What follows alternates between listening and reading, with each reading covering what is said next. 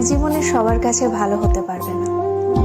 চেষ্টাও করো না কখনো সবার কাছে ভালো হওয়ার জন্য, কারণ সবার কাছে ভালো হতেই হবে এমন মাথার দিব্যি কেউ তোমায় দেয়নি।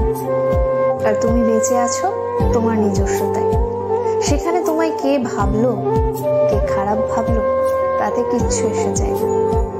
দিন শেষে নিজের জন্য নিজেকেই থাকতে হয়, অন্য কেউ তোমার জন্য থাকে না, থাকেনি কখনো, আর থাকবেও না।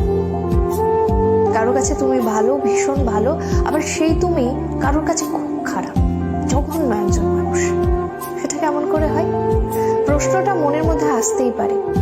আসলে আমাদের কে ভালো ভাবছে আর কে খারাপ ভাবছে সেটা বিপরীতে থাকা মানুষটার মানসিকতার উপরই নির্ভর করে। সেই পরিপ্রেক্ষিতে অন্যের মানসিকতার পরিবর্তনের ভার তো তুমি নিতে পারবে না। তাই তোমায় কে কি ভাবলো